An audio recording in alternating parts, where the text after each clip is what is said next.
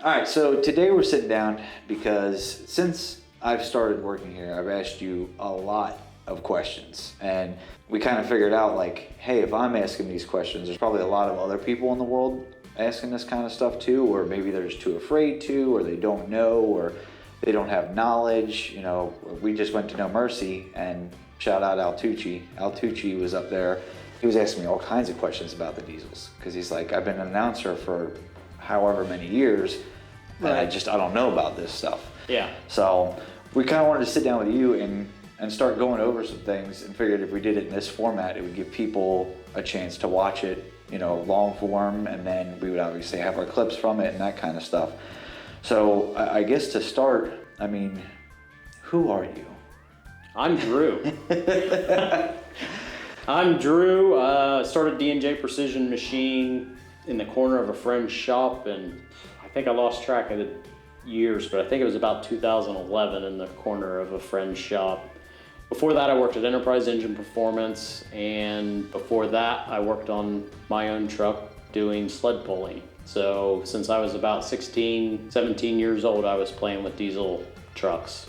So I'm 41 now, so I do have some experience. Some years in and we'll get into heavy trailer racing, which still I don't think makes any sense. Yeah, heavy trailer racing. A lot of people love it. I used to love it. I still love it. The politics in it are much better than they used to be. For a while, I got out because it was so much drama and politics that it just drove me nuts. So I don't like that stuff. I don't know that I'm the smartest person in the world, but I am pretty sure that we have broke more stuff than anybody. And that's over the years. That's what I like, because I say that, like, people ask me like, how long you've been working on cars. I've been fucking up cars since I was 16, and right. I mean that. Like, you just break stuff and you learn, because unless you have somebody to, you know, you walk into a shop where they're already at the highest level or whatever, and they can teach you these kinds of things. It's all learned on your own. Yeah, I look at my guys now and I'm like, man, they can learn so much so fast just because we've already been there, done that, and broke it. We know what everybody needs for the most part because we've been there. You know, we've been from a stock work truck that's just using it to work on the farm to fire punks guys that are doing stuff that's never been done before and breaking records that have never been broken before. And we just have to find what works, and thank God we got their car working good this year. I mean, that thing's got, what, 50 passes on it now? Yeah. We went from breaking it every pass, or 2 passes, or 5 passes, to now it's got 50 passes on it. So finally figured it out for a while until they push us harder and break it again. So well, I was talking to Levon here. I was asking like what the plan is, because they went from, maybe we showed up a little late, because I was like, you guys made this look easy. Like, as soon as we showed up, you just started ripping passes. And he's like, well, we had the whole week before where we went other places. We did all this other stuff. We've swapped converters and everything. And I think for RVW, their minimum weight is like 2,700. Yeah. And they're still above that. He's like, we could lose 300 or 400 pounds. Yeah, and still play in that class with those guys. Right. And they finally put a 60-foot together that's going to get them, like if they put the rest together, it's going to be 370s. Yeah. Something. Because it was 975 was the last one, right? Yeah. And how fast was the fastest car there? They were in the 50s. In the 50s. So we got a ways to go. But it's achievable. And I'll bet all those guys running in the 50s worked on their engine that week. Oh, yeah. They didn't just do it and keep doing it. Yeah, they didn't just have the ability to go drink beer if their car was working good at the race in the evening. And or shave people's beards or cook food and hang out. Cook food and have fun. So we're getting there, and I think it's possible to get the diesel stuff to actually run as fast as the gas stuff and survive at least the whole weekend. All right. And they don't have to work on it. And then one of the things that we talked about that was like internal, and then we kind of slightly made public with the pressure sensors. You had told me that the peak cylinder pressure in a diesel was higher than peak cylinder pressure in a top fuel engine. So like, how did you get to that information? And then what was the push to put sensors on Firepunk's car and kind of learn more about that information? Right. So when we were doing testing with Kistler, I think it was several years ago, when we first got the billet engine together. Everything runs together for me on years, so I couldn't even tell you. But when we first got the billet engine together, we did cylinder pressure testing with Kistler and Exergy. They were trying to sell Exergy a cylinder pressure monitoring system at the time, so we demoed it basically. And we were there with the Kistler guys. Kistler guys are like, we were at like 2,000 horsepower or maybe 2,500 horsepower at the time. And the Kistler guys are like, that's the highest cylinder pressure we've ever seen in anything.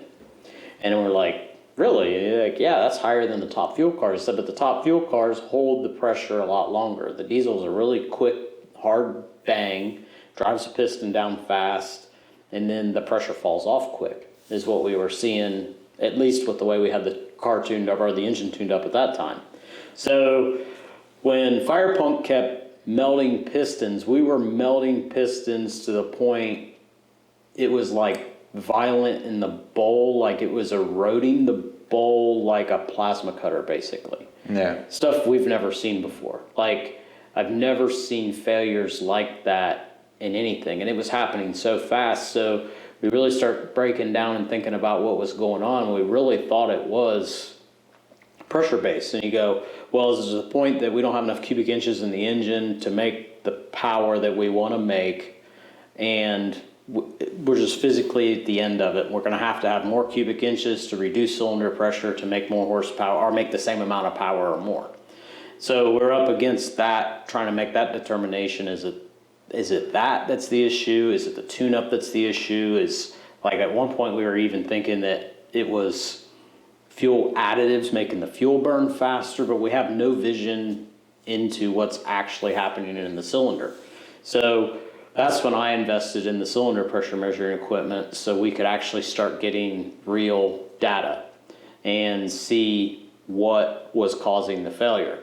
At the same point, we had decided just to pull timing out, because if we could pull timing out, we would move the peak pressure back so the piston's further away from top dead center, and actually further away from, as the crank's already turning over towards the power stroke. Right. So we had pulled timing out anyway, and the thing would still make real close to the same power or more. We had changed injectors and everything, and we got cylinder pressure all at the same time, and the engine never failed.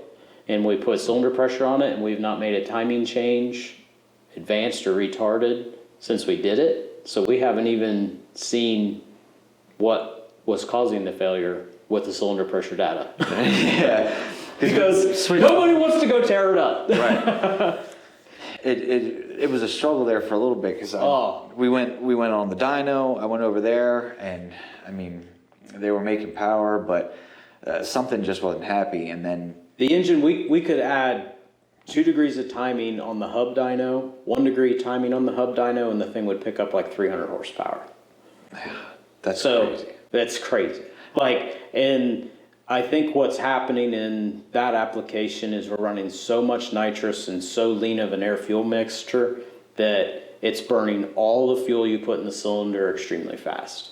So we never are typically in that situation with the diesel. Typically the air-fuel ratios are lower and are higher, however you want to look at it, more fuel per air, and it's continuing to burn longer because of that. But now we're actually running 40-to-1 air-fuel ratios that gets the EGTs knocked down to the point that everything survives. They're super clean, but I believe what's happening now is it's burning the fuel so fast that it's just making a bigger spike. So we had to move the spike later. Yeah. So then that's like what Al Tucci was saying, that it's not really a diesel engine. It runs on nitrous with a little bit of diesel fuel in there. Yeah, they're really very efficient. A lot of nitrous, though, to make it happen and to make it work right. At least the way we found that it works right now. We were always so scared of it, and once we learned that you can keep it super lean and run all that nitrous. It just takes almost no fuel in comparison to make it work. I mean, I think they're only at like 425 milligrams of fuel, which is like in cc's of a P-pump guy, we're making 3,600 horse. It's really probably making closer to 4,000 horsepower at the end of the track because it's averaging 3,600 down the whole 8th mile. Right. I mean, we're doing all that on 425 milligrams of fuel, and that's like 0.85 milligram per cc. So it's like 500 cc's of fuel on a P-pump guy. Like, so nobody that's, does that. Like the super stock pulling trucks are making 3,000, 3,500 horsepower at like 1,300 cc's, 1,200 cc's of fuel, 1,400 cc's of fuel. So and that's, we're doing it at like a quarter of that. Yeah, or a third of that. a third of that. That's where I got to stop you, because this is where we get like kind of crossed into, I understand gasoline stuff, and timing is a whole other thing because we don't do spark timing. You guys do fuel timing. Right. When you talk about that, everybody says, oh, this milligrams of fuel. What does that mean? Like in a gas engine, we have a certain size injector, however many cc's that is, and we're just pulsing that on and off. Right. So we determine. Because you're pulsing it on and off, but not timed per cylinder, really. It's just PWM to put more fuel in. Right. Yeah. Like the more we pulse it, the more fuel we're putting in. Right. You're putting it in the runner ahead of time. Right. And then we take that information, and then there's the calculation for the percentage. You know what I mean? For the percentage of duty cycle. If we're at 100% duty cycle, that's given at everything she's got. Right. So what is the diesel equivalent when you say the 425? Like, what does that mean? Well, it depends on the size of injector on how long we would pulse the injector. So 425 milligrams of fuel is actually 425 milligrams of fuel per injection cycle. Okay. So it's putting 425 milligrams of fuel in per event, basically. And we're actually putting the fuel in per combustion event, where your gas engine is just kind of flooding the intake, and the intake valve sucking it in with the air, and it's a mix. We're pulling just air in, and then the injector is in the cylinder, so the injector starts to fire at, say, 20 degrees before top dead center, and then ends its injection afterwards. Well, it's actually putting 425 milligrams per injection event in when we say 425 milligrams. Injector sizing changes a lot. A lot of people talk about pulse width or microseconds or US, how many keeping my injector open 1,000 are on for 1,000 US or whatever that number is. Well, the bigger your injector, the more fuel you can deliver with less microseconds of energized time. Well, the energized time isn't even necessarily the actual injection event time. So when you start really breaking things down, like Exergy has the capability, Dynamite has the capability, SNS has the capability. I'm not sure if all the others do, but I know those guys have the capability to see the actual rate trace of the injector. So we can energize this solenoid on the injector, and typically it's a 200 to 300 microsecond delay before mechanically everything starts to work in the injector and it starts to actually deliver fuel. So then we have a rate trace of how fast it delivers the fuel, and they can see this per event of the injector with their test equipment and how they flow, and then shut the solenoid off, and it's still going to continue to deliver fuel because it's hydraulic, it's mechanical, and it has to shut everything off. So how long does it continue to deliver fuel after you actually de-energize the injector is something that we all need to know. And when we were analyzing all this stuff and what's going on, Exergy was working on different injectors, and we were still breaking. We finally have the injector that's in the car now, and it was really the fastest injector, the biggest stuff that we've had in it, and we could get the most fuel in a short amount of time. But I think that's actually hurting us at this point, because now it's making that really big bang. Well, we had longer durations in the injectors. It was continuing to deliver fuel longer after the piston's down and still burning longer. Everyone's wanted to try to shorten everything up, and I think we're actually to the point where it's too short and we can continue to make it longer. But that only works when you burn all the fuel, because if you don't burn all the fuel, and you're in a sled pulling application or something like that and it's still smoking, and everyone goes, well, why do you run it so clean in a drag racer or dirty in a sled pull? Well, dirty in a sled pull is extra horsepower. We're not allowed to run nitrous. We're limited on turbocharger. And if it's fat on the fuel curve, like 12.5 to 1, it will make a little more power than it does on the lean side of the fuel curve. So that's why a sled puller smokes, and that's why we tune it that way, because we're trying to get everything we possibly can out of that turbocharger. So in a sled pull application, you have to be careful that you don't extend that duration too long, because if the piston's gone, it sprays the cylinder walls with fuel. And it's unburnt fuel, so it sprays the oil film off the cylinder wall and it destroys the engine. In the drag racing, the theory that I have, at least right now, is since we're burning all the fuel, I'm not sure we can't keep the injector on indefinitely, as long as we burn all the fuel, because it's not going to actually spray the cylinder wall.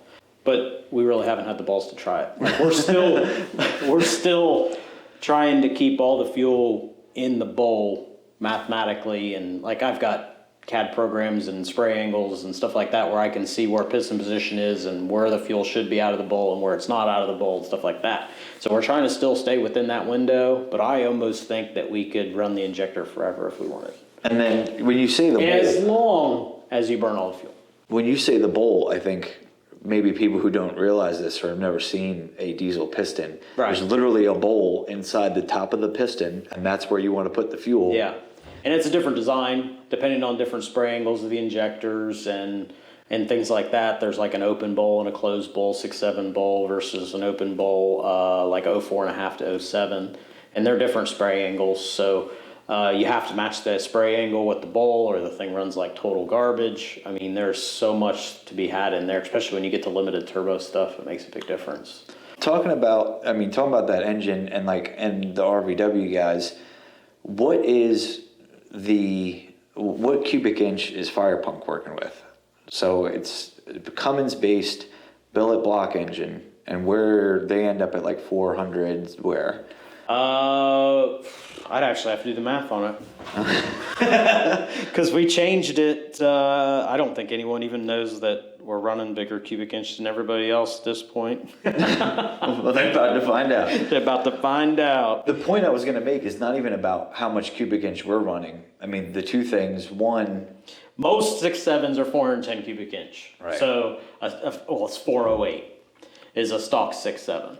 And then a 5.9 is 359 cubic inch. Now, in a 6.7, really at this point, I don't know why you would deck plate a 5.9, but you can't. The block's not strong enough in a 5.9 to deck plate it. It's a bomb if you do. But one of the things that people ask about is like, well, what does the cubic inch change with a deck plate? And it actually doesn't change anything, because we add an inch in the deck plate, but then we add an inch in the rod. So bore and stroke are the same. Stays the same, yeah. So I think that's a thing that gets a lot of people tied up. And then Firepunk at that, even if it's 450 cubic inch, what other RVW car is running with 450 cubic inches? I don't know. You're the gas guy. I don't know but shit. We're talking about now blower stuff. Depending on what the blower setup could be, they might run something in 500 cubic inch range. But any turbo guy, nitrous guys especially, are going to be 6, 7, 8, 900 cubic inch engines to make those things run what they do. So. We're a 7 liter now, bud. 7 liter? Yeah, 425 cubic inches. Man, you're almost to an LS. I know. We're going to get there someday, maybe, when we're cool. The 6.0 is, what, 377, I think, for a 6.0? Yeah. Yeah. So. Man, it's a 7 liter. It's a 7 liter. Now, when you talk about increasing displacement to move or to make more horsepower and to adjust pressure, how does that work that way? Okay, so to make a given amount of torque, an engine has to make a given amount of average cylinder pressure per cubic inch, basically. So they call that brake mean effective pressure. So to say it makes, I don't know the calculations off the top of my head, but if if your engine's 360 cubic inches and you want to make 1,500 foot-pounds of torque, it essentially takes less pressure for a 6.7 to do it at 408 cubic inches, less average cylinder pressure to make the torque. So the pressure's pushing the piston down, multiplying over the stroke and all that stuff, and that's what's actually making power. Like, it's a calculation you can do. It says that from the piston at top dead center, and it has to get all the way around to bottom dead center, the average pressure in the cylinder to get from here to here is this to get X amount of torque. So if you increase cubic inches, and that's why like semis are 12 liters or 15 liters, or a train engine is ginormous, Right. because now they can decrease the cylinder pressure, average cylinder pressure, to make the same amount of torque.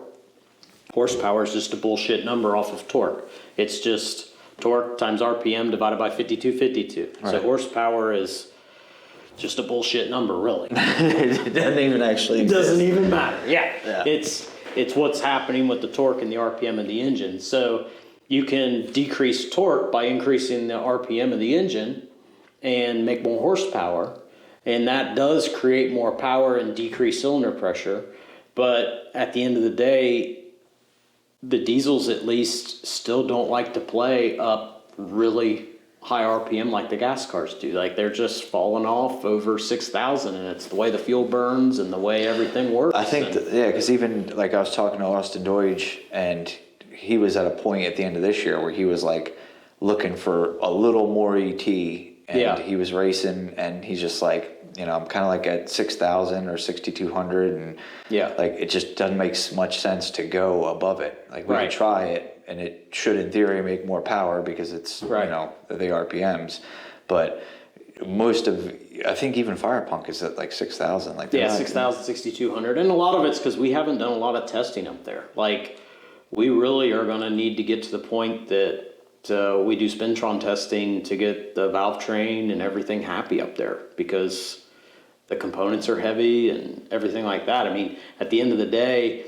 we have to make torque, and we can't put aluminum rods in the things because it's just going to wad them up. Yeah. And there's not enough room in the block to even get them in there that's big enough and strong enough to do the job. So you have to work within all those means, and they make better power when you drag them down to an extent. Like, they don't like to be dragged down a lot in the drag racing, but I mean, typically most seem to always make peak power at like 4,800, but when you add nitrous, it does go higher than that. Yeah. So that's the average. That's the reason you, like, when we say on a stock truck, like a work truck, they can only do so much, like, for continuous use. Right. Because at the end of the day, no matter what you do to the thing, it has to make X cylinder pressure on average to make X foot-pounds of torque. We can put better air in it, we can put everything in it, but to get that thing to last for long term, it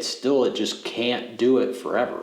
You can do it for short bursts, but you can't go to a trailer up a mountain for 5 or 10 minutes at least and think that that thing's going to survive and do it. That's why the engines have gotten bigger over the years, and the OE manufacturers and everything. Like, that's why Dodge or Cummins is right now coming out with a 7-liter, I'm pretty sure, or a 7.2 is what's supposed to be in like the 2025 coming, because they want to make that torque number and have it survive. They have to have the cubic inches to do it. It's just what it is. And then they're also now bound by like new EPA shit and all that kind of EPA stuff. And everything else. Right. So, but at the end of the day, they have to increase the cubic inch of the engine to get it to take the average cylinder pressure for long term. Like, it won't last forever that way. Now, when we talk about, you know, Fire Punk and like all this racing stuff, and then you're really open about like, there's just some shit we still don't know. Like, you guys have done that for years of, we just don't know, we try and figure out. And then how does all that information relate back to, well, now we've got stuff that's, you know, like our heavy hauler and street performance, and like, this is all stuff that we've broke. Well, not we, but you guys have broke in trucks over the years, everything. So how do you get to these calculations of like, well, we want this to be at 1,000 horsepower, for example? Yeah, so we know where failure points have been throughout the years, because So for years, 1,000 horsepower street truck was big deal, and there wasn't that many people doing it, and they were putting together basically stock long blocks and throwing rods out of them. Over time, they would go 1,000 horsepower for a little while. I think you asked the other day, it's like, well, what's a heavy hauler really able to take? Well, we say 700 to 800 horsepower because for the long term, the rods will fatigue if you push them harder than that. And yes, they'll go to 1,000 for a few passes. And my buddy's truck with stock rods has done 1,000 horsepower. Yeah, okay, that's fine. That's cool. Yeah, a heavy hauler could make 1,000 horsepower, and the connecting rods will probably do it a few times. And you might be able to do it quite a bit. I don't know, but we derate them because at 700 to 800 horsepower, they're going to go a significant number of miles before you're going to tear them up. And that combination really works well too for a guy that's just using it as a work truck, because now we've increased airflow, we've reduced EGTs a little bit better, it drives a little bit better. So on the same fuel quantity, the same air, the same turbo, even in an actually 100% stock platform, that is going to survive better than what the original stuff was. Like, we've known where all that stuff breaks because for years we were building engines and the guy would come back and go, my block's cracked at, say, 1,200 horsepower before we knew really where the blocks were going to crack at. And we get 5 or 6 of those back that have cracked blocks at that horsepower level and go, okay, well, we can't go past 1,000 to 1,200 horsepower on a stock block application. So, because over the long haul, they're eventually going to break a block. Right. And so then we don't recommend it. And we recommend you have to go to a sleeve setup at that point. And that's how the evolution started for an enforcer and a deck plate setup. Levon wanted something that would survive more than 1,200 horsepower. He had broke a block at 1,200 horsepower already on a 6.7. And that's how we built the enforcer. The enforcer gets us to the next step. And we didn't know how far that would go until we break the first block on an enforcer. And so the enforcers have gone pretty long, though. The enforcer's been, there's guys pushing the enforcer stuff harder than, like, some of them are better than others. Right. But sometimes it's one mistake away from being catastrophic. Like Hunter Coffee's block that broke in the truck, that happened because it short shifted and the turbos stayed on and the thing made full power. And I think he had lifted and it short shifted and got back in it. And I mean, as soon as he got back in it, everything came back on again and it was all full power. And I'm pretty sure it pulled it down to like 3,000 RPM by the transmission and it broke the block. Right. So it's like, where's generally peak torque in that kind of application? The peak torque in that application would be as low as the thing had ever survived. Like, they'll never quit making torque as far as you pull it down. Okay. So yeah. So the lower you go, the more torque it's going to make. Like, it's literally just going to make a torque curve that's like this until it's broke. Yeah. As long as the turbo stays lit. And that's where his turbo stayed lit. Nitrous came on, pulled it down to like 3,000 or 3,500 if I remember right. Everything came back, and I mean, he was making 25 or 2,800 horsepower. So that was like 4,500, 5,000 foot-pounds of torque. Yeah, that's a lot. That's a lot.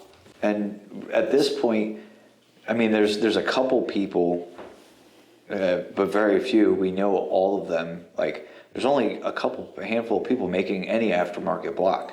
Right. You know, in this world. Like, when you go to gas stuff, there's folks all over and everybody's got something or whatever. But there's only a few people on this side of the house that even take it to that next level.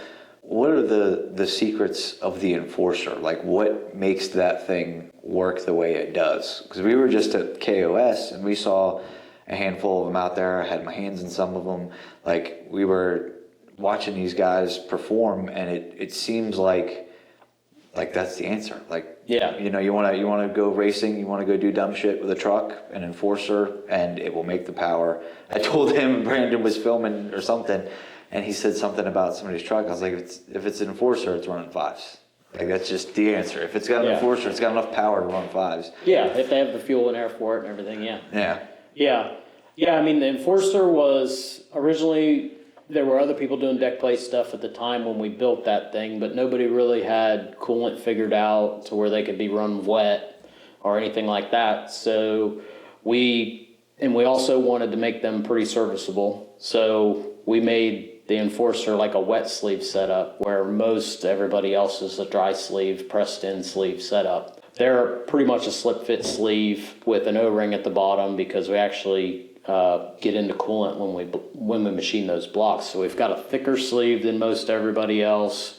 It's a wet sleeve where everybody else is, and the biggest thing nobody else that I know of is doing is tie bolts all the way down through the deck plate. So when we remove that material to put a sleeve in, we actually put tie bolts through the deck plate back into the bottom of the block in the main web. Okay. And that puts strength, lateral strength back in the block again, because the block, we've removed original casting in there that was keeping the block together top to bottom. And all your pressure from their pistons and all that stuff is trying to take a inline six and just blow it apart top to bottom. That's where our blocks have failed down in the cam bore and the main bore, but haven't failed up at the cylinder wall area. Right. When they come cooling apart, it looks like everything comes apart, but it all starts in the main web.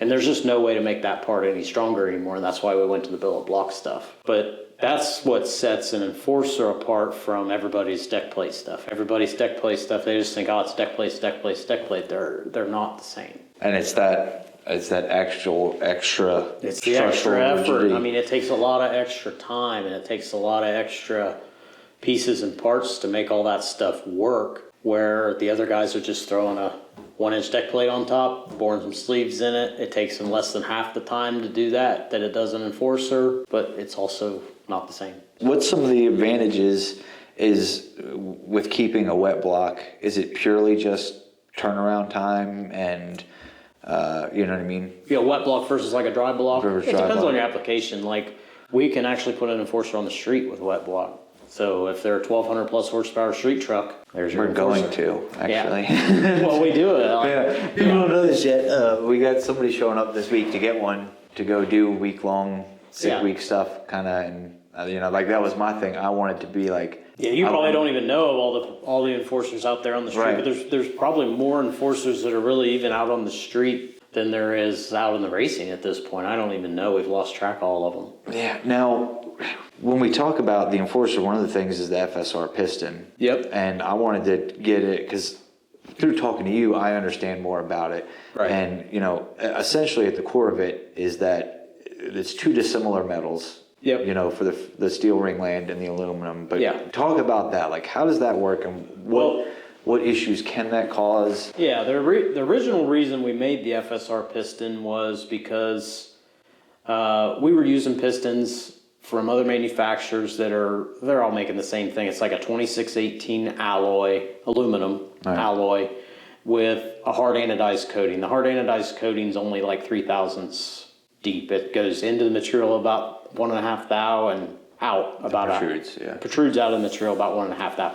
And that's what everyone's using in the ringlands and everything else. The problem is with that, if the ring pushes too hard on the piston, it actually flakes out the hard anodized coating, and it's like pie crust. So you have a really hard surface on top and softer aluminum under it. It helps until it's overloaded. It works good until it's overloaded, but once it's overloaded, it's like pie crust breaking up, and you end up with like sand almost from all that hard anodized breaking up in the rings.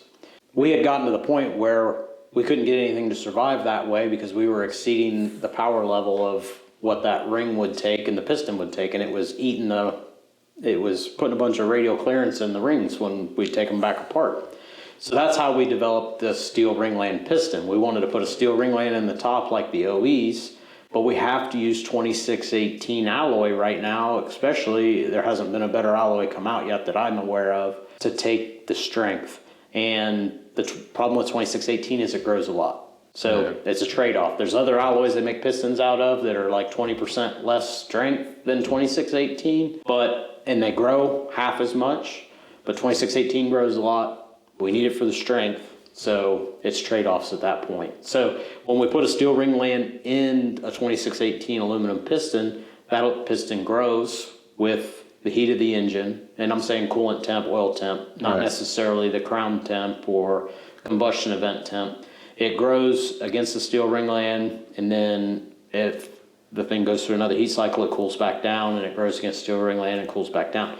But that stuff has survived like 5 times longer than a hard anodized 2618 piston, at least, if not more. I mean, I think as we've gotten higher and higher on power level, I don't even think some of the 2618 stuff would have survived some of the stuff. The power level, yeah. Some of the stuff the FSRs have gone through just because of the flame front through the ring and all that stuff. When you go through a lot of heat cycles, like you're driving it every single day, you could go through 2 or 3 heat cycles a day. That piston's grown against the ring and collapses, grown against the ring and collapses. If you drive it to an event for a race weekend or a weekend warrior or something like that, and it goes through 1 heat cycle a day or 1 heat cycle a week or 2 heat cycles a week, the pistons don't care. Like, the rings hold up, everything survives, everything's happy. It's the daily drivers that have the issue. Like, the first set we really put in much that got daily driven was in Levon's quad cab, and it was when it was a daily truck. Yeah. Now that it's not a daily truck, I'm pretty sure the engine that's in the quad cab came out of the Pro Street truck that went into the 2-wheel drive truck that Cody was running for a while, that now has been in the quad cab for like 4 years. Yeah.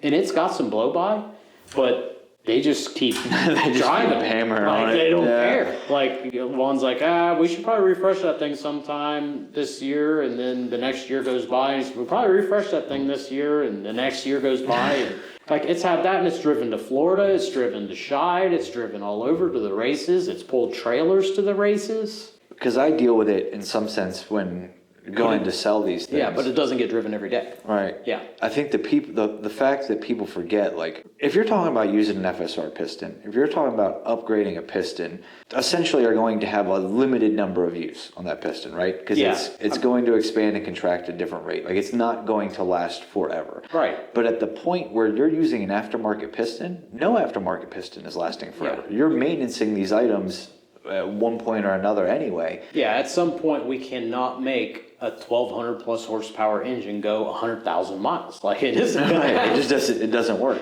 Yeah. So, it is the best solution, I feel, that's available out there for that combination right now, for sure. But there's still trade-offs. Like, there's still pluses and minuses, and I don't think you'll ever get around all that. Yeah, well, I think a lot of people forget that because it seems, I don't want to say easier, but because the diesels make so much torque, it almost seems a little easier to make a bigger power number. Where, like, to get a gasoline engine to 1,000 plus, not counting the LS because they're superheroes, right? But so people are like, well, I want to make this 1,000 horsepower, but what they're forgetting is the torque is so much higher. It is easy. Like, anymore, we have the fuel system combo, the turbo combos, we have all of it. It is easy. Like, it's just, here's what you need, and it works. All right.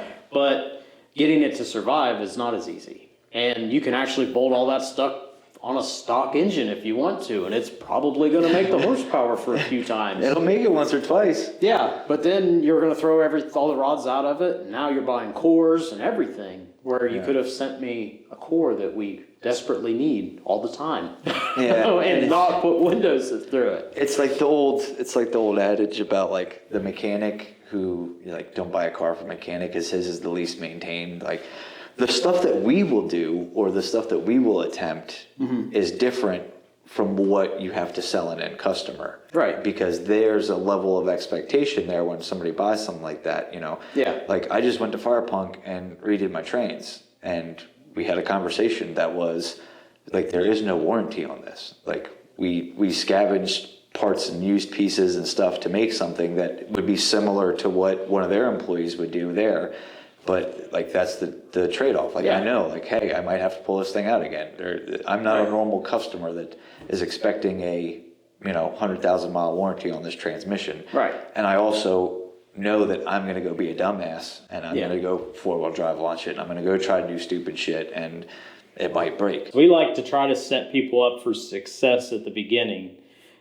See a lot of people spend a lot of money on patching things together or really halfway doing the job, building an engine that may work. And we see them spend $10,000 on an engine, go to the first race, break it the first pass, or break it on that weekend and only get 2 or 3 passes out of it. And they spend, they get 2 or 3 passes out of it or 1 pass out of it. They spend $10,000 per pass.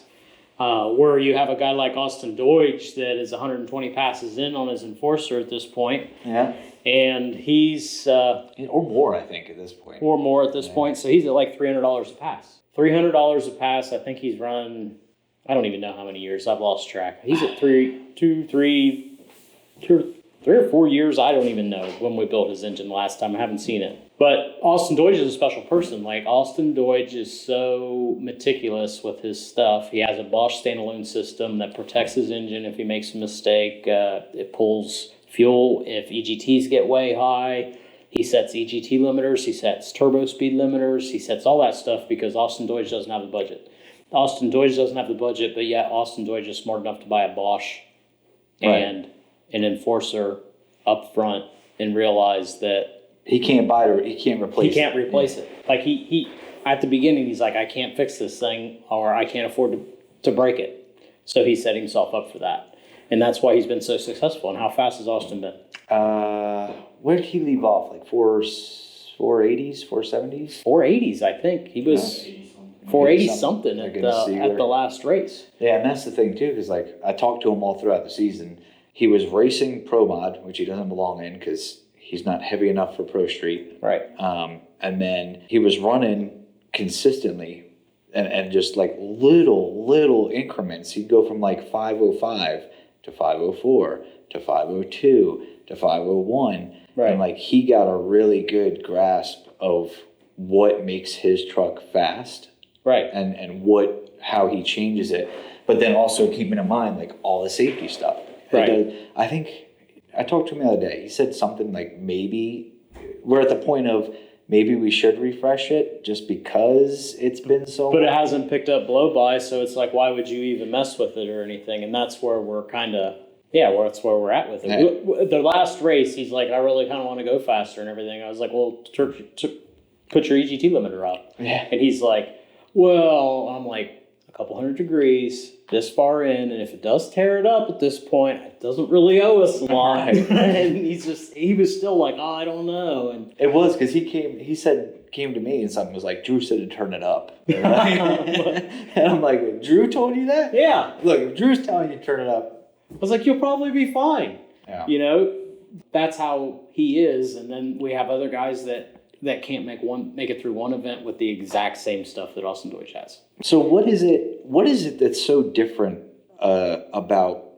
tuning these things? Because like from my understanding and gas stuff, I mean, AFR is everything. And then, obviously timing. Right. But you guys have this weird thing where like just the more fuel you give it, the more power it makes. To an extent, yeah. So like your stock truck when it's driving down the road, it's running super lean all the time. Like there's no smoke out the tailpipe, right? Right. And as you increase fuel, you actually lower the air-fuel ratio. Right. So you put more fuel in, you lower the air-fuel ratio. Well, you get to a certain point and it starts to get really hot. It's like over like 18 to 1, 19 to 1, somewhere in there, 20 to 1, is when the EGTs start to climb and you start to get just a little bit of smoke. You start to get a little bit of smoke at that point. If you put more fuel on it and more smoke on it, it gets to a certain point where it's super hot. Like it's now why is it hot? Because of the air-fuel ratio. Because there's so much fuel in there and it's actually getting hot.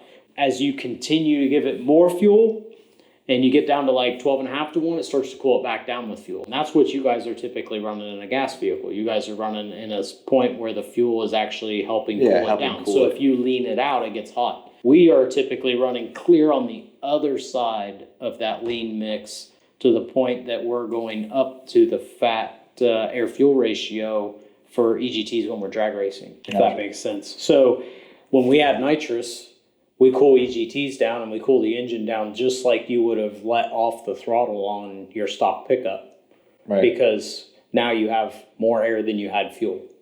So the air is the more air in it is physically keeping it cooler. Right. So all that extra nitrous and all that extra boost pressure and everything like that, that's why we can run such low fuel quantities. Because we have way more air than we need. Way more air than even a stock truck is like way leaner air fuel ratio than a stock truck is running at full load. I mean, this is a whole other thing. Like, so if they're running so damn lean, what is it like? I figured that'd be great on emissions. Like, what is everybody complaining about? Yeah, I don't think anybody's tested emissions on, NOx levels and all that stuff on a race application like that. But I mean, I'm sure it's really not that bad. Well, I know the fuel usage is very little. Next to nothing. Like they could have a 1 gallon cell on their stuff. I think Deutsch does. I think he's got maybe a 1 or 2 gallon, cell on his. Your car probably goes through more than that. Yeah. Yeah, like the big block, will probably eat a gallon, driving up to lanes, making a pass, driving back. We should definitely eat a gallon. Yeah, gas sucks. Yeah. So how do you compensate for this in the tuning to help them, because you see people are all over the spectrum. Right. People are everywhere. How do we keep it safe? How do we keep it safe and more standardize it Yeah, so that's like with a Bosch ECU, we can set up an EGT limiter, right? Yeah. And the EGT limiter will trim fuel back, so it gets you back to the lean side of the fuel curve, and you're always running on the lean side of the fuel curve. So that problem is you're trying to add fuel to make more power, and it's making it hot, and you're not realizing. So if you don't have enough nitrous on it, a nozzle doesn't. A nozzle gets messed up, or a solenoid doesn't open, and you think it should open, and you've put all fuel on it. The ECU will literally just trim it back. So it goes up to hits the EGT limiter and trims fuel. So like we would go in Austin Deutsch's truck or Firepunk's car or anything like that. Well, we made a pass, we hit the EGT limiter. Okay, we'll add a little more nitrous to it. So we add a little more air, and then it adds a little bit more fuel all by itself. We didn't even change the tune-up other than adding nitrous. All right. And it hits the EGT limiter later or never hits it. So that's essentially in the same way like how a Holly will on the gas side self-correct to somewhat with air fuel ratio, yeah. Yeah, so but doing it for EGT wise. Yeah, it's like a safety with EGTs, and it also ends up eventually somewhat targeting EGT. All right, air fuel ratio. Yeah. Yeah. There is parameters in a Bosch to tune off air AFR, but the O2 sensors are not super reliable in a diesel, so you don't want to get. We haven't attacked using them that well. I think even the window of any O2 sensor I've ever seen has not been high enough to read 40 AFR. Like it's usually like a 7 to 24 or something. Yeah, they do. They read out that far. At least the ones we're using in the diesels. But, but yeah, I mean, a diesel can coast down when it's coasting down a hill, it's at no fuel. Like there's no fuel going in the engine at all. And that's why it's one of the reasons it's so efficient. When you're coasting down to a stoplight, no fuel. So that's why your truck gets quiet and then you hear it again. Like anybody that drives a 7.3 Power Stroke and it's coasting down to the stoplight and it goes click, click, click, click, click, click, click, click again because the injector's turned back on, that's what it's doing. It's running no fuel up to that point. Oh, shit. And they can run like that. Other end of the spectrum, we've got super advanced racing stuff. And going back to like a lot of the guys, the most engines that we sell are usually, like the heavy hauler. The first step up is a head stud, with a ported head, that kind of stuff. What are some of the first modifications, or what are some of the first ways you would go to start having fun with something? Like me, I'm learning it right now. I just got this truck. It's stock fuel, stock air, stock motor, everything. Like, how do you start building those blocks? Do you go turbo first? Do you go, because at some point, if you just feed it more air, it's just going to take it, right? Yeah, if you don't put more fuel on it, it's not going to make a whole bunch more power if you don't have tuning or anything like that. But yeah, what I typically try to recommend people to do is actually do a cylinder head somewhat first, because if you end up dropping a valve seat and it costs you $10,000 to go through the engine, that's $10,000 you can't put towards fun stuff. Right. Where if you bought a cylinder head for, what are they, $1,900 now for a reman even, you got that taken care of. It's probably going to blow a head gasket at some point anyway, so put a set of 625 studs in it or something at that time, and before you even blow the head gasket. and that's money that you're kind of going to have to spend anyway, or it's good preventative maintenance, because at the end of the day, like I said, if it drops a valve seat and you got to go through the whole engine, you're out 10 grand. You've bought turbos, injectors, all that stuff, blew your whole wad on all that stuff, drop a valve seat, and now you don't have any wad left to fix your engine, and it's sitting in the parking lot. So and it's done. Yeah, it's sitting in your front yard. Waiting a transmission rebuild. Waiting on all that stuff. So whereas if you do that stuff, some of the preventative stuff first, and everybody does it the other way. Like they always want horsepower. Yeah. And nobody does preventative stuff first, and it's just save you a lot of money in the long run doing it that way. So that's one of my first recommendations, is that head gasket stuff. What we do on the engine side is like our heavy hauler is our first step. So that's a ported cylinder head, and it helps with airflow. Usually drops EGTs with the same fuel setup and the same tuning and turbo and all that stuff, a couple hundred degrees. And it's got a little towing camshaft in it that helps with airflow also. We also do 9/16 head studs in that because they're a little bit better than 625s and the same money or less money. Why not do something a little bit better? And then we do 12 millimeter main studs in that block too, 7/16 push rods. So it's a 105-pound valve spring basically. All right. So, and then another thing, like we've talked about this a bunch, like you and I have talked, but like the cam profiles. Why is it a cam profile on a gas vehicle radically changes the way that the engine performs? But you were telling me that like you just really can't get that much out of a cam. There's not magic in the camshaft. They actually get better performance on cylinder head upgrades than you do cams. The cams in a diesel is only putting the air in for the most part, plus we're turbocharged already too. Right. So you're putting the air and the fuel in a lot with a gas engine. So it's doing both. And that's why I think they see a lot more gains in the camshafts in the gas world. And the deal with a gas is it's got a spark plug. Yeah. So when you get really big camshafts in a diesel, you start to lose low end performance because you lose essentially cranking compression. You're closing the intake valve the intake valve closes as the piston's already coming up on the compression stroke. The later and later you close the intake valve, the less time or the less you're actually compressing until you get a whole column of air moving really fast. Now once it's up on boost and that column of air is moving very fast, then the cam works. But if you put too much camshaft in it down low, it doesn't spool good, it doesn't drive good. It's just a whole different ballgame because you don't have a spark to light the fuel anyway. Right, because you're relying on it. Yeah, you got to use the compression to make it happen. Compression, direct injection. Yeah, it's completely different from what you're dealing with. But some of the gas vehicles are now going direct injection too. Yeah, I don't know how they work. I haven't looked at them.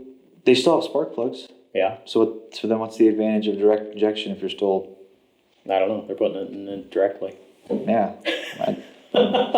There's an advantage somewhere. I'm sure there is. Oh, I'm sure it is. But I don't know if they're doing it kind of like what a diesel is at this point, or like it looks like a piston bowl like that, or I have no clue. I haven't looked at it. Yeah. I did a little looking, but I should look more.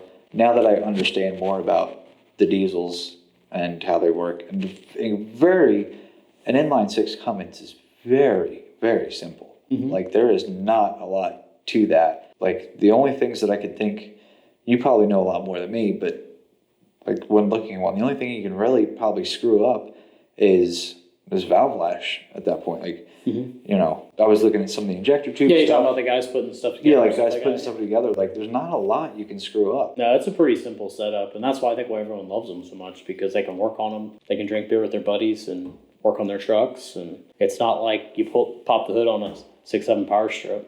Like I own a 6.7 Power Stroke, and it's great, but I'm not working on it. Yeah. Ever. It's a pain. Like, never. One thing we get a lot of is a lot of people are obsessed with 12 valves. Mm-hmm. And I feel like 12 valve, the mechanical injection, it became like, it's like the LS swap. Like it's simple to do. It's low cost and everything, but generally they don't make a ton of power. What's the limiting factor in making power in a 12 valve? Well, a lot of it is technology. I mean, at the end of the day, a 12 valve was probably originally designed, I think they came into the Dodge trucks in 1989. And so that was designed at least 10 years before that. Yeah. So I mean, you're designed in the 70s, I'm sure, at this point. And never once was in that design process where they like, we're going to make a bunch of power. And they were like 160 horsepower is what they were in the Dodge trucks the first time. Now, you still do some.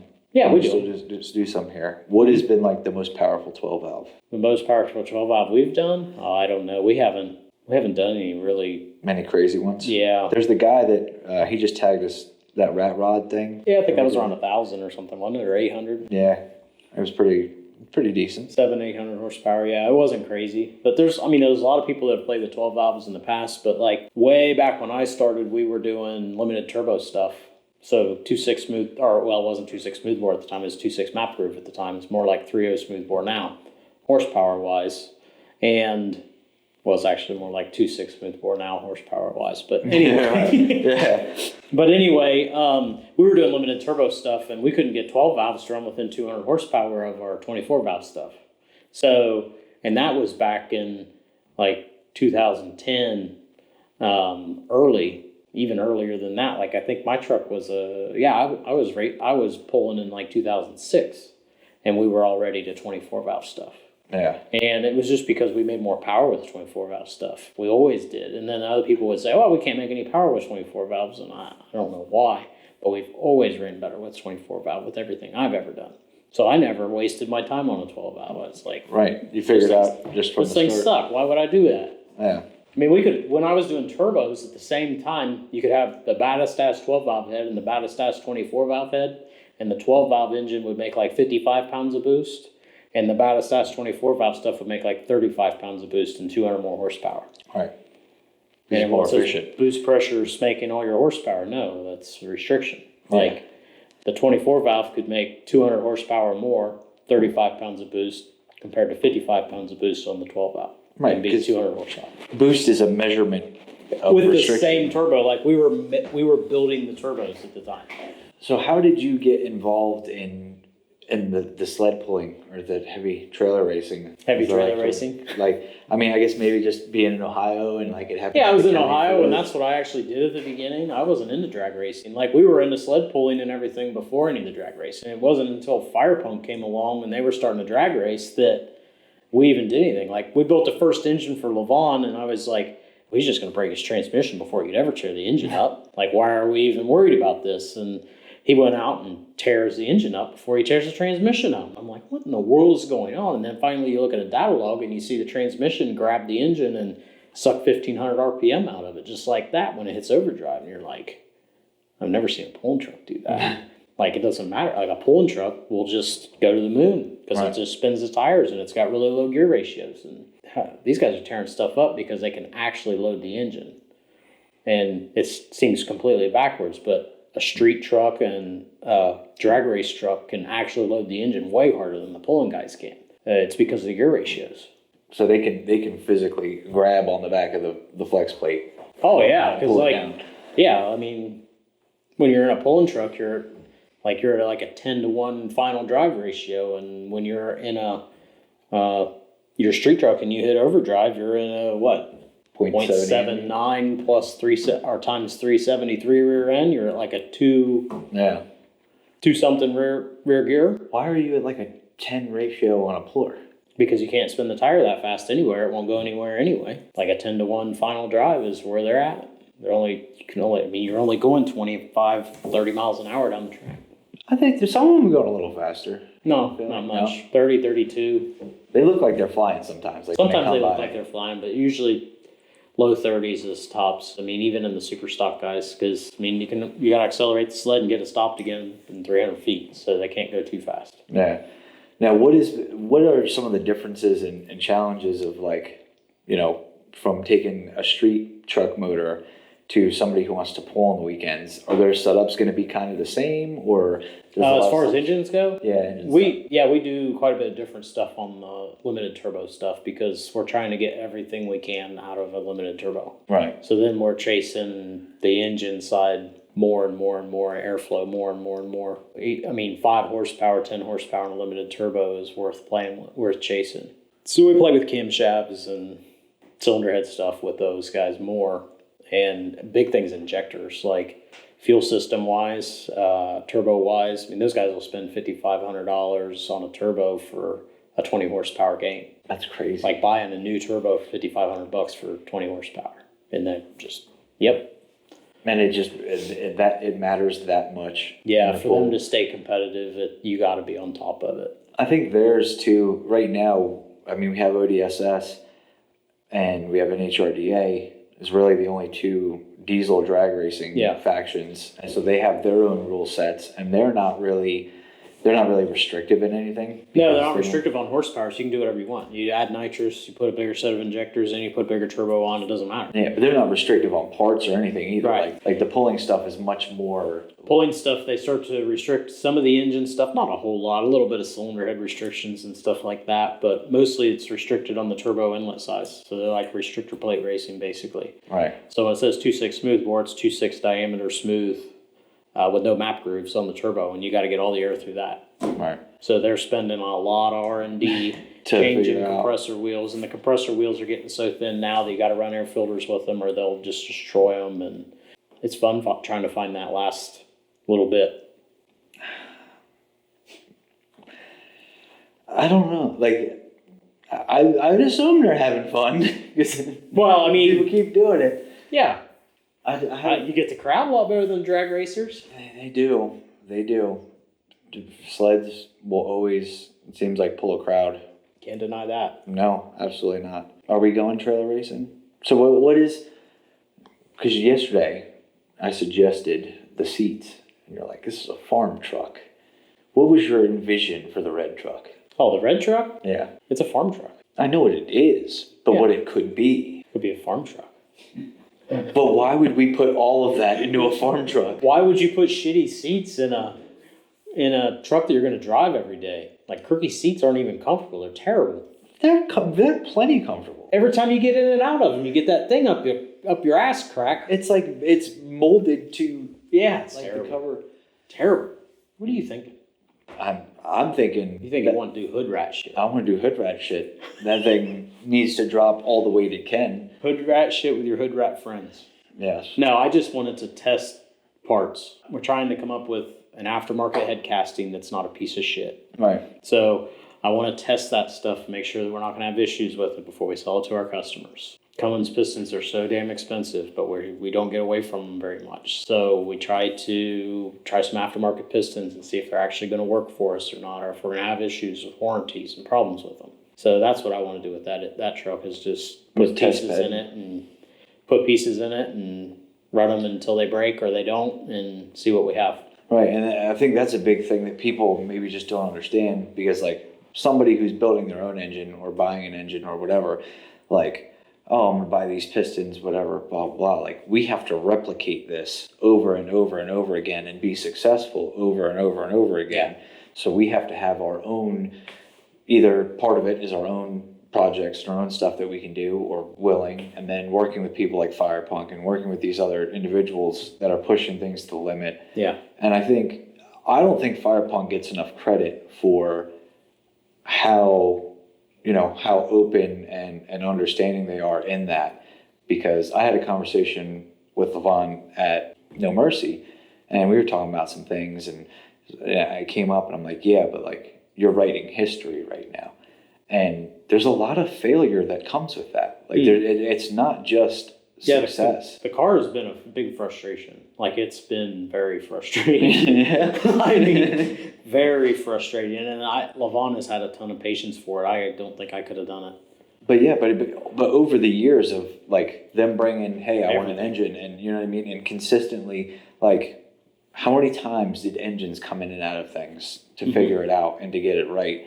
We were lucky. Like the Enforcer stuff, the first one we built for Levon, we just kind of went, I think we ought to do this, and we ought to build it like that. I had a couple guys with me at the time, and we kind of sat down and thought, well, this is how we should do it. We put it together, and it worked. I was like, wow, that's kind of weird. So it went according to plan? Yeah. What? So that was kind of weird. But then we could replicate it. We really have not made any Enforcer major changes to the girdle, the way we do the deck plate. Like, we haven't changed any of that stuff since really the first one. It's just the recipe worked, and then once you have so many of them out, for you to be able to service your customers, you got to keep spare parts. So then we've had some guys like, well, I got this deck plate block from so-and-so and the sleeves and all that stuff. And if you put me an engine together, I'm like, that's fine. But you're going to have to keep your own parts because I don't have sleeves for that. I don't have anything. If that thing goes down, I cannot help you get back together very fast. Or if you have an enforcer, how long was Nathan Wheeler's down? Like, his didn't even have that bad a blow-by, but he's like, I don't know. I was like, well, after watching Johnny's catch on fire from torching a piston, there's your risk if it starts to get worse. And he's like, I'll send it up. I think it was here like a week and a half because we got it scheduled. We knew it was coming and we were able to turn it right around. It doesn't always happen that way, but that's because we have parts. Like we actually made his pistons and everything. Like we honed the block, made the pistons, had it in the clean room and ready to go. And I'm pretty sure it wasn't here a week and a half. Yeah, because I remember his deadline was pretty tight. Yeah, he just wanted to get back to another Texas race. Yeah, get it up here. And then making pistons. He hit the schedule right. Yeah, right. Yeah, it was a perfect time. Yeah, timing was everything. Doesn't always work that way, but talking about pistons, you were telling me that pistons are not actually round. Yeah. So what is the challenge? And because the way I looked at it, I'm like, I know nothing about the machine side and everything else. I just know my basic understanding. I'm like, we take a blank and we whittle it down to the appropriate size. We stick some holes in it for a wrist pin, whatever, go on. But they're not actually round, so you can't just do that in that way. Yeah, piston grows at different rates. So around the pin bore and all that stuff, it grows more than it does at the skirt area. So it's like oval shaped around the skirt. So that growth can happen at the pin bore area, and it's actually round in the block at that point after it's warmed up. So how much of that kind of like math and heat expansion and growth, like how much of that goes into all of the parts that you guys make and design and figure out? Like this is going to grow so much, so we have to account for it here and here and here. And yeah, I mean, we can make educated guesses, but do you know how the top of the piston is all the time? No. Right. Neither do I. A lot of it's trial and error, and if it's ends up scuffing in a certain place, well, we need to see if the piston's rocking because it's too loose, or is it scuffing because it's actually growing that much? So there's been a lot of trial and error over the years to get to where we're at. And I think that's why it gets so frustrating sometimes maybe for you, because like, you're like, guys, we've already done it. We've already broke it this way. We've already, been down this road. And I told Levon this one time about something like, you can give somebody all the answers. You could sit there and give them the exact answer and they will still either think they know more or they will still want to do it their own way for whatever reason, but then that's why we have horsepower ratings on our engines. Right. We know this. We've been through this. We've been through this like tons of times before. Yeah.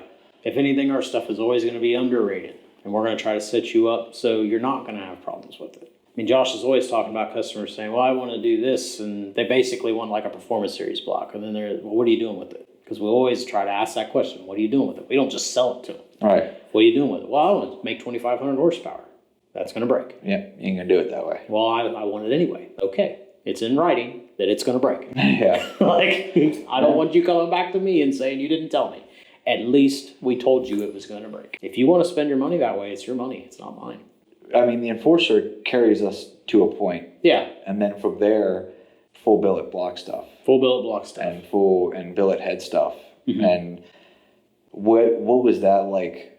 What was that conversation like with Firepunk? Like, when did you guys get to the point where you realized we're going to have to go somewhere else? Well, we broke the block on the dyno, the famous video the one that's in the office. Yeah. When we broke that block, it was like, we can't make it better. We can't make it better in that area. We can't make the stock block better in that area. So we're going to have to do something different. We can't make it stronger right there. Can't make it stronger. We have to. Yeah. And then that one, is that still a stock crank in that? In the billet engine? Yeah. No, it's a Winberg. It's Winberg. Yeah. Yep, it's a Winberg billet crank. But yeah, that's what started that whole project, and that's been an ongoing thorn in my ass. It's been a pain in the ass. I just don't think that people realize how much goes into one of those things. No. Like, we're literally taking a block of aluminum and whittling it down into a usable engine. Yeah. Yeah, you have to rough it. Like, you get a piece of aluminum, you have to rough it, and then you send it out to heat treat and stress relief and stuff like that. So you take most material out of it and the thing moves around all over the place. Right. And then you send it out to heat treat and stress relief and it comes back twisted and all dicked up again. So you got to make sure you leave enough on it to do all that and get all that stuff square and straight again and everything. And it is a lot of work. And we've actually farmed some of that out to a guy that used to work at Centroid. He's finishing like the outside of the blocks and some of the finish work after that, because we just can't free up any machines and guys around here to do it. We're staying too busy with porting heads and everything else. Right, the normal everyday stuff. And Unfortunately, the marketplace for the billet engine stuff is like, you got guys beating the door down, but they really don't ever come write checks. I mean, and they got to be big ones. Yeah. And it's very hard to invest in that stuff because there's only a handful of them available to even sell in the whole industry. Right, like the amount of people who would actually need a billet block to reach their goals, like there's only so many of them, and we know probably all of them personally. Yeah. And a lot of them are still running enforcers and having good success with that stuff too. I mean, they're getting to the point they really want to do it. Yeah, it's expensive, and I mean, we're making 5 now, and I guarantee we're not going to make a penny on them. Like, I can guarantee it. Just the trajectory of this right now, I can tell you it ain't working. Like, there's no way anybody's going to afford to actually pay for us to make any money that's worth it. And it's hard because at the end of the day, you run a business where there's a shop full of guys that all need a paycheck. You know, and they all support their family, and it's hard to be like, hey guys, we're going to push that to the side. Yeah, we're going to stop making a product that can make us money to break even or lose. Everyone keeps asking me prices. What's the price of the billet? Dude, I have no clue. Like, I don't know. Yeah.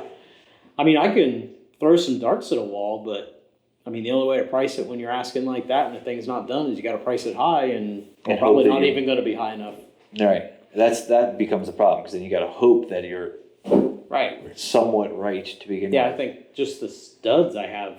The studs for 5 blocks for head studs and main studs, I have like $15,000 in. For what?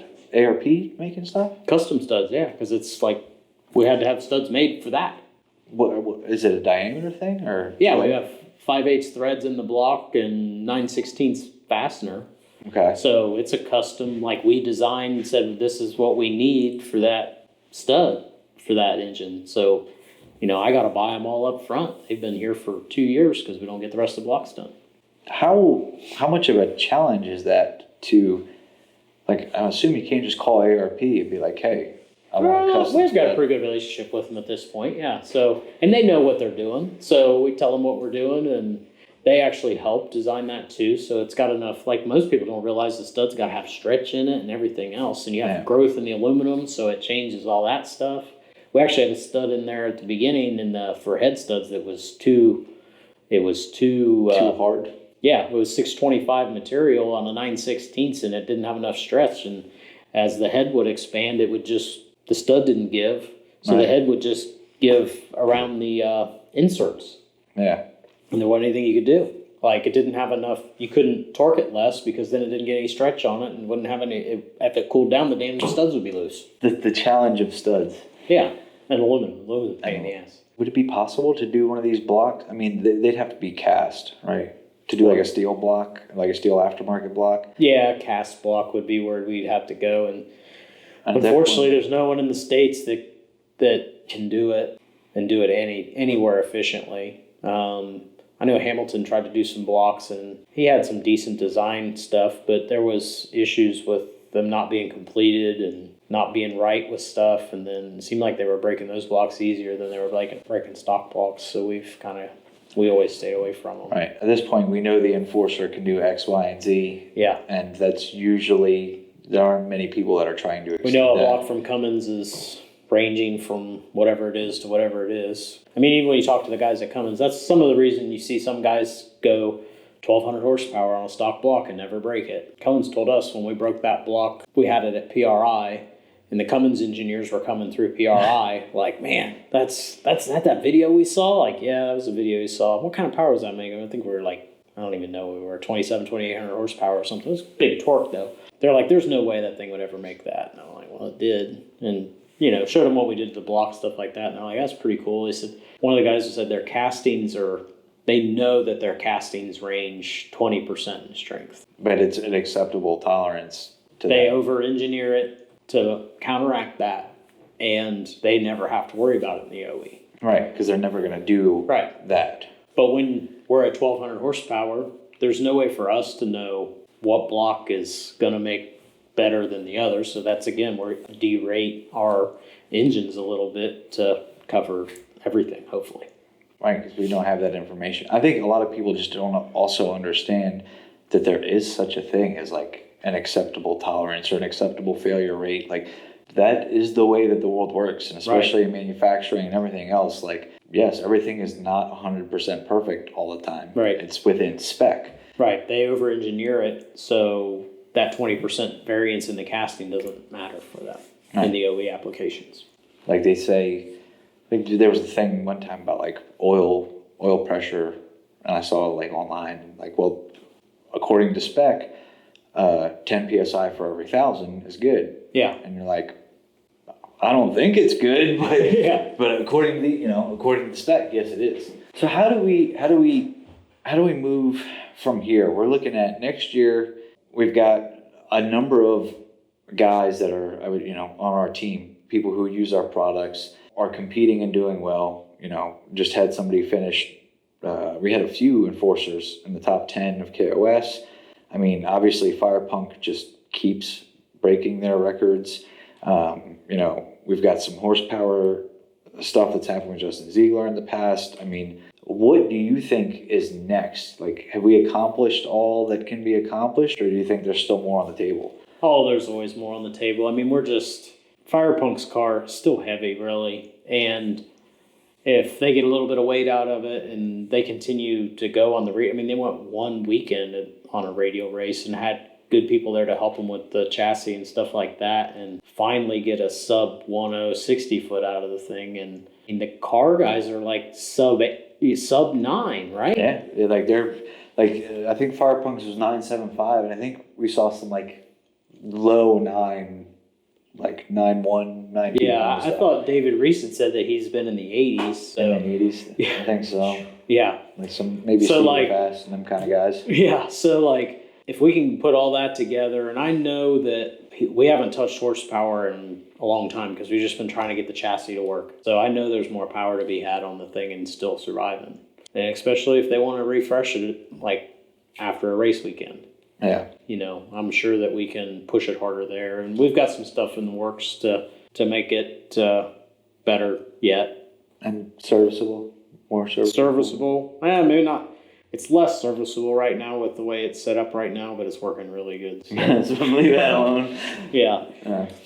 For the racing guys, we want to get the rest of these blocks done and another batch of cylinder heads. Jared Ring's running one of the heads. They had good success with the head this last weekend too, right? Yeah. I don't think they had any problems with Frosty. Out of Frosty now. Yeah.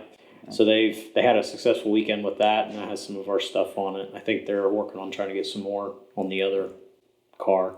Try to help those guys out too. And yeah, and Nathan Wheeler he's down in Texas. Like, we forget about him sometimes because he's not an ODS set. He's not all these places we normally are at, but he is probably putting a higher number of passes. Like, I put him up there with like Austin George, and the amount of passes he's consistently making. He's always racing. He's always he races out there. a lot. Yeah, and it's usually a lot more no prep and non-sticky stuff. Yeah. So maybe that's also part of it because... Yeah, and they're still trying to figure out what their tune-up needs to be too. So, when I talked to Ben's been tuning it with it, he said, what does it look like? I said, it looked like it's gotten pretty hot in the losing ring tension is really all it was. Right. He's like, all right, well, we'll see if we can get things cooled down and make it a little bit better the next time. So, I haven't heard anything from him, so I'm assuming it's happy.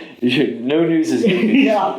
So that's the other thing too, is like we've seen there's been some interesting things in the industry and some, kind of little shake up to what maybe was considered the norm.